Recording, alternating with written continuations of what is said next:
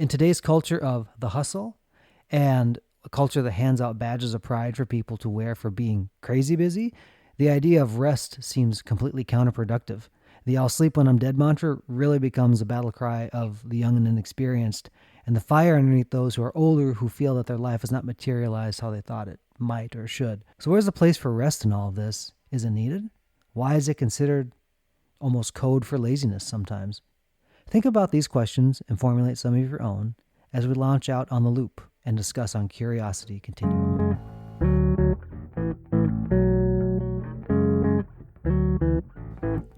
Hey everybody, this is Brian. And this is Josh.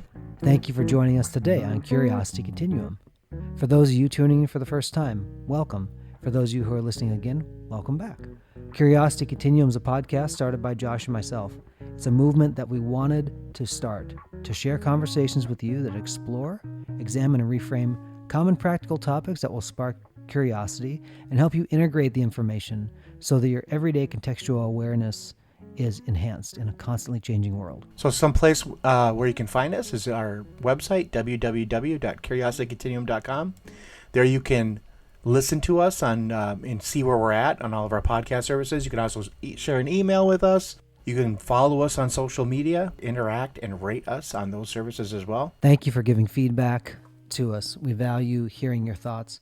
As we've been getting it, as this podcast has rolled forward, we really value it. We've done some tweaks, kind of how Josh and I have approached it, and we're coming up with a better product because of your feedback. So thank you so much. So jumping in, today's topic is a word that's 4 letters. It's rest. Sometimes it's the 4-letter word that some people just, hate to hear, rest. Oh, Right. It's like a nasty thing. If you just break your day up into 8-hour blocks, most humans spend about a third of their life sleeping, and people say that's rest. Now, that is obviously a form of rest, but the rest we're talking about today is actually something where you're doing something where you're not trying to actively go work and do something or be productive in the way that I think today's culture would measure it. The interesting thing about rest is there's a very famous story in the book of Genesis. It talks about how the earth was made. It's called the Bible. Kind of famous, just a little bit. Kind of famous, and regardless of your views on it, you probably know about it. The creation story talks about how God himself spent 6 days working, and 7th day there was rest. And there's lots of jokes that go after that, like and the 8th day he created beer or something else along with it. But the actual story goes that there's 6 days of work and 7 days there was rest that happened. And if you start to look at Jewish culture, the model is a little bit different than what we see in like the current Western world. The Jewish model, you actually worked 6 days, and your Sabbath was your 7th day, which was Saturday. And so you would actually, you'd cease from working and do all these different kinds of things. And it was really designed so you could kind of recharge your batteries. It wasn't business as usual. And this culture, too, you didn't have necessarily like, here's the tech company in Silicon Valley, or this is the super mega corporation of things. There's a kingdom. You had different things, but most people worked for themselves, and they had families, and they had jobs that they did, regardless of what it was. And they worked for the 6 days, and they made sure that they rested on the 7th. They followed the model that they believe God set in their scriptures to be able to say this is the model of working and rest. Unfortunately, that model has been blown up quite a bit in the Western world. Yeah, I mean, at my job, for example, we have part-time people that we hire that literally in their contract, they don't get a day off. So they could technically work them 360 days and then give them 5 days off because we have a 5-day break period. But they can work them that if they wanted to. Now they don't, thank goodness. They actually are giving them 1 day off every 7. So it's not always together. So they don't always have, for example, like a 2-day break or whatever. But they do get a day off at least 1 day a week, which is helpful. But you almost need more than that sometimes, Sometimes, depending on the work you do. I think before the age of electricity and everything else, you kind of had to follow how the sun and the sunlight, the light, how the light was in the day. Like, here's the morning, I wake up, I work, and then the sun goes down, I kind of wind myself down. So we probably, as a culture and as a society of human beings, before there was electricity that kind of could disrupt those things, we had to follow light and dark patterns. Yeah, and I actually read an article on this, and if I can remember it, I'll post it online after when this episode goes live.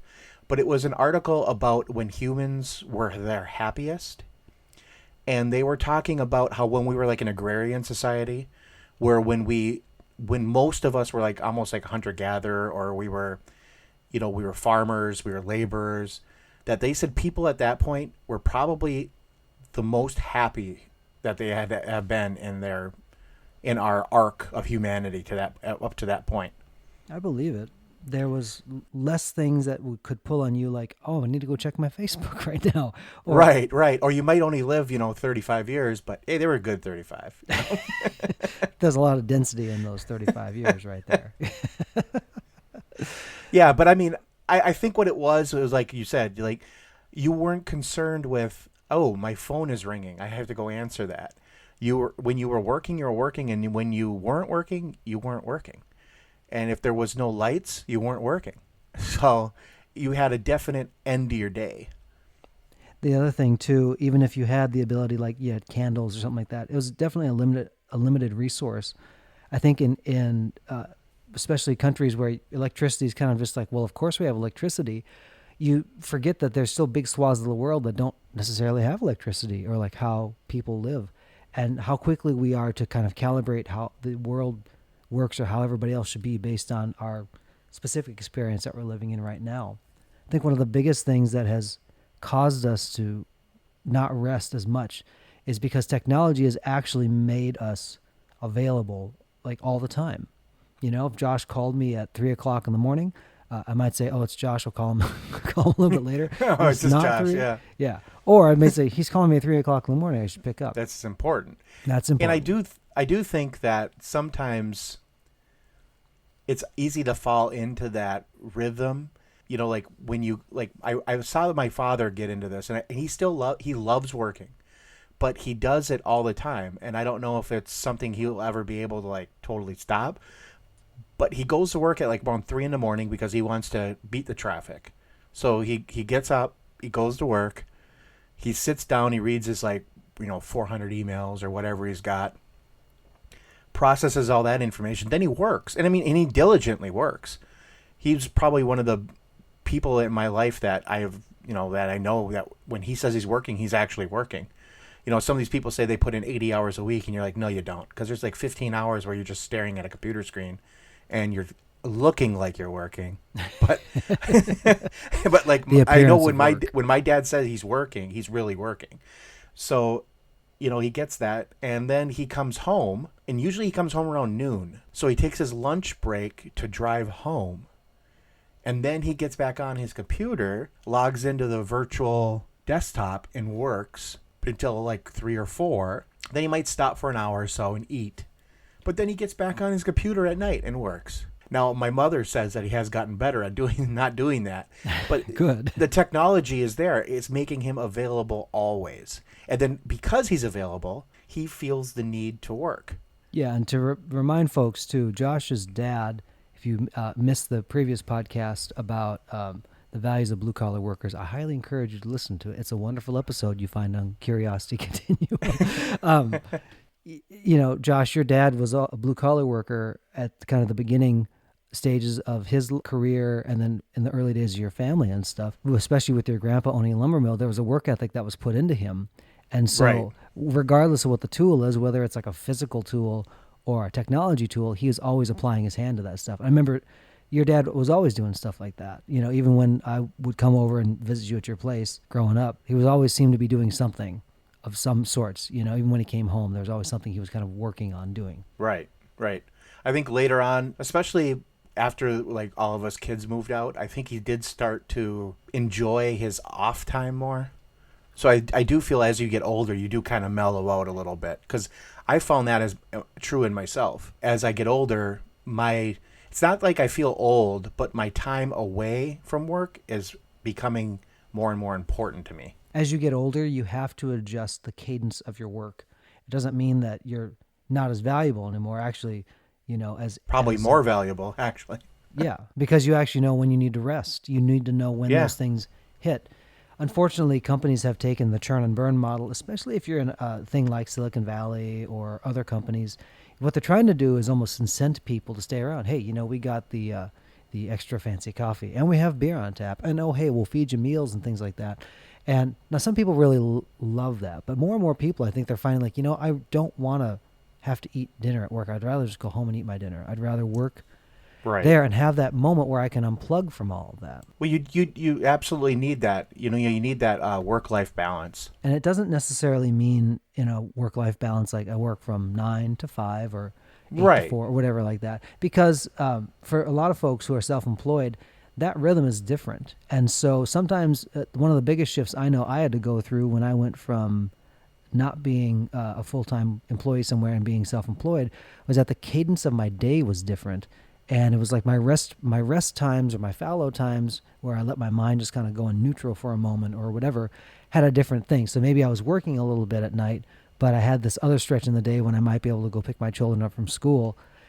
There's different flexibilities and things that go along with it. I know that as I've gotten older and more experienced, I mean, I sound like I'm like 125 years old. I'm not, definitely. But it's more, I have to be intentional about it because I definitely feel when I've hit my max mentally for the day. The type of work I do, I'm not like out every day, like sweating in the heat, doing some kind of like physical labor like that. But Right. in all the decisions that I make in a day, I definitely can feel that. And if I don't give myself enough time to do that, it's important. My nephews are very much into fitness, and one of them is a CrossFit athlete for what he does. And he actually talked about how he realized he was overtraining. And when you say overtraining, it was a lot. And he said he wasn't seeing progression that he Return. wanted to. Yeah, and he was like injuring himself. And the reason was he was actually doing too much. Once he actually ramped it back, he actually saw the things he wanted to, and it went counterproductive to what he thought. It's like, well, if I need to do this, I need to work more.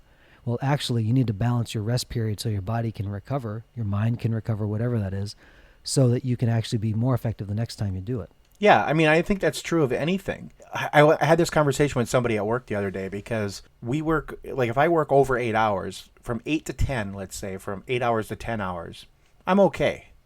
But after 10 hours, I literally feel myself becoming less productive. And I'm like, I just need to go home. It gets to that point where it's not that it's not fun. It's just that why am I here? I'm not doing anything anymore. I'm just here collecting money, There's a you know? really there's a there's a really big diminishing returns that people see. There's an old adage in Hollywood. Don't bother showing up on Sunday if you don't show up on Saturday, or something like if don't bother showing up on Saturday if you don't want to show up on Sunday. It's like there's such a work model where you're just on all the time, and it just wears people out. I had a psychology professor in college that gave a very simple study tip, which I've used for my college career and I've instilled it in my children, is actually when you're doing homework and there's obviously a certain amount of stuff you got to get done in order to do it, that about every 50 minutes you're taking a break. You're going to walk around for 5 minutes and do something. And then what you'd actually do is like do something of a different subject that uses a different part of the brain. So if you're doing math, then you'd switch. And after Like a left brain, right brain type yeah, thing. you would allow that part of the brain to rest and absorb the information. So like from math, you might go to English, and then from English, you might go back to science, or you might have to go back to math. But she really emphasized like, you will think and be more productive if you allow those parts of the brain to rest. And it really has played out. Like I know that if I've done a lot of things that are really heavy left brain, I need to go do something right brain. And if I've done something terribly right brain, I wanted to make sure that I'm balancing it back there. But I'll tell you what, for somebody who's really goal oriented like me, it may sound really dumb, but I have to make a goal to rest and then really like try to rest. It sounds really dumb. Like he's not resting. But Well, it's also your personality. You're kind of like a real type. You're not just goal oriented. You're very type A. yeah, So you always want to be doing something, it's and you true. always want to feel like you're being productive. And I have more than one friend like that. And I'll tell you one thing I've learned is when I talk to these people, I'm just like, why don't you make rest your goal for that period? And then how do you get to that period, that rest? Do you like to play games? Do you like to watch a movie? Are you catching up on a binge on Netflix, or what are you doing? Make a goal. Like I'm going to watch 3 episodes of this show. Something like that. I really like your wisdom right now. It really is true though, because if you put as much energy into your rest as you do in everything else, you'd actually find it pays off. And it's not just for people; it's for actually how like the world works. I have a friend who they've been farming in their family for a long, long time, and we actually were talking about the different farming methods and different things. And one of the things that was really interesting when he started talking about the fertilizers that are available. He said, we are good at replacing like the big elements like potassium and those nitrogen and that kind of thing. He said, but what we haven't figured out is how to replace all the trace minerals. And he said the way that farming currently works, especially in the United States, is that you don't let the land lie fallow like for a year, like just plant alfalfa and you till it under.